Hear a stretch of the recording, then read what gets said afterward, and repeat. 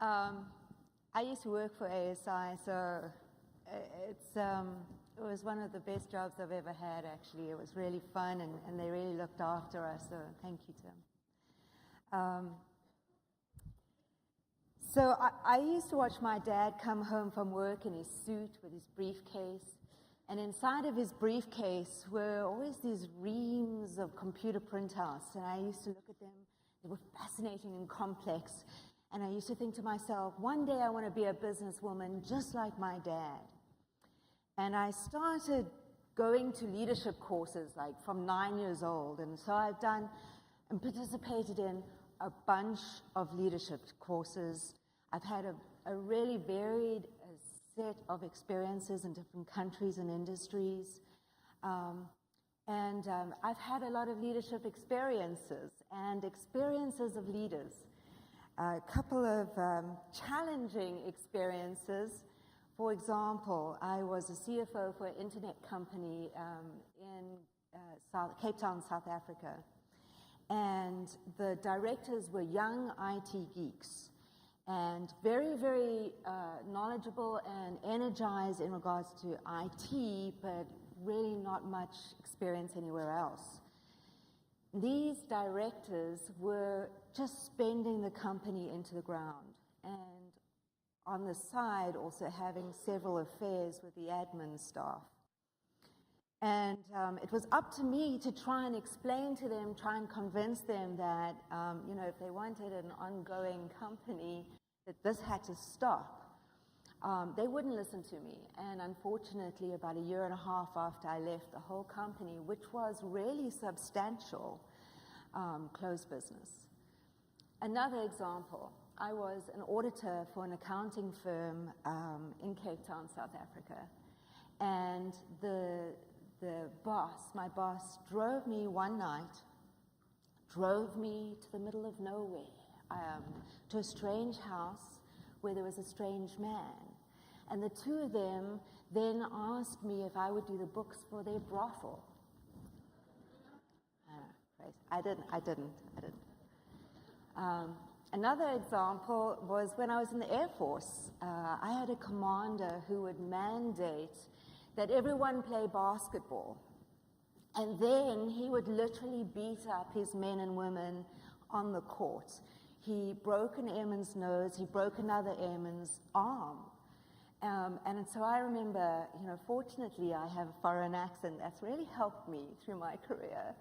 So I was like, I don't know how to play basketball, and I was on the opposite side of his team, and it's all slow motion.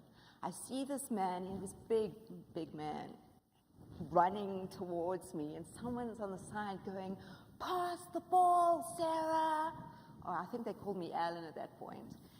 And I've got this ball in my hand, and I'm watching the commander coming for me, and I'm looking at this ball, I'm looking at him, and what do I do? And so eventually I just kind of, I was like, "Here you go, sir."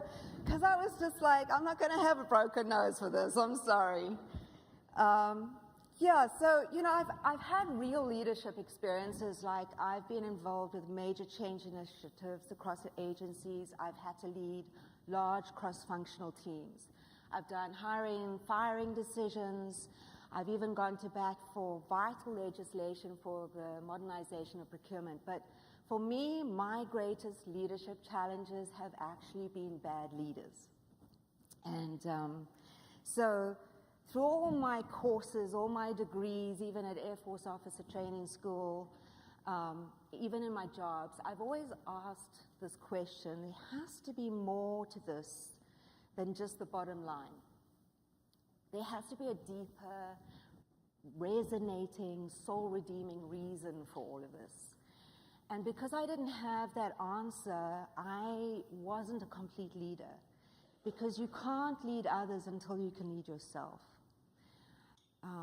Then 3 years ago, everything changed for me. I learned something that changed who I am and how I do business and also how I lead.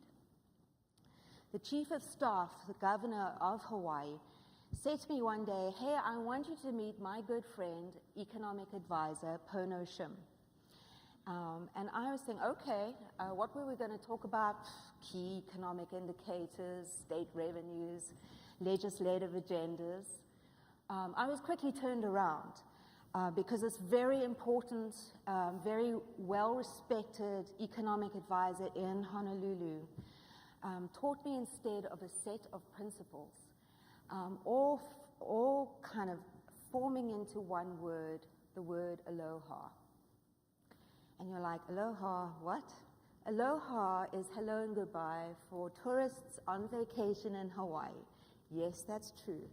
But comes to find out that there is a deeper connotation to aloha.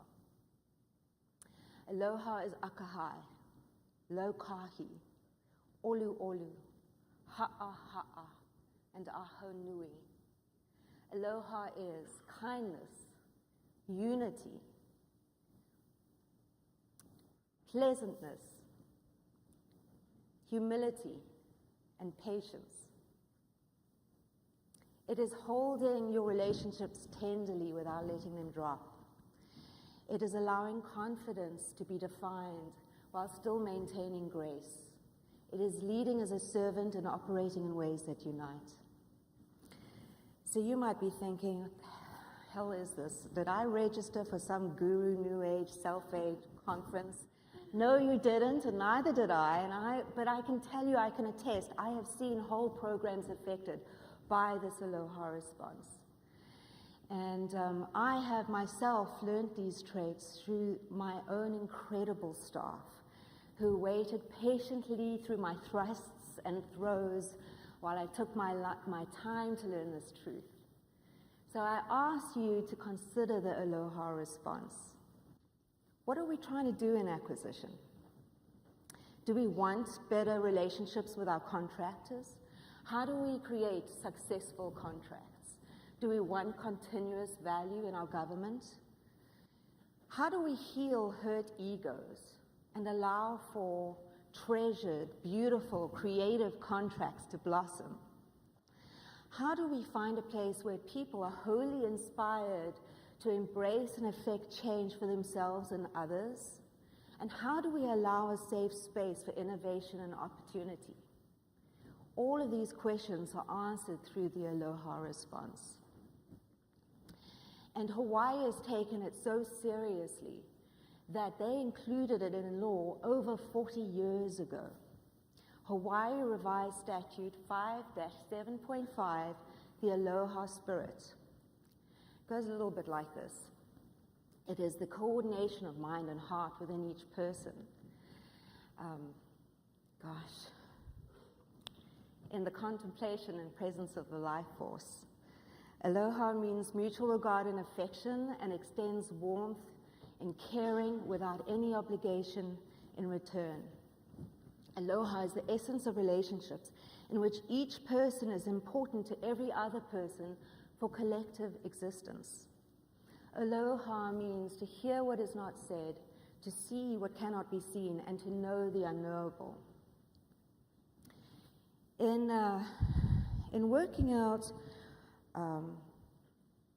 in the exercising of the duties and the powers of the people, and in fulfilling the services and obligations and responsibilities to the people, our leaders may contemplate and reside in the life presence and give consideration to the aloha spirit. Folks, this part of our statute is even included in our RFPs. How is that for quality control? So I am forever changed because of my time in Hawaii and because of working with such a diverse set of people who are actively willing to participate and practice the aloha spirit. And it's become very clear to me that this leadership tool is an ultimate leadership tool to be used in any place in the world. And so I just want to say mahalo for your time and aloha.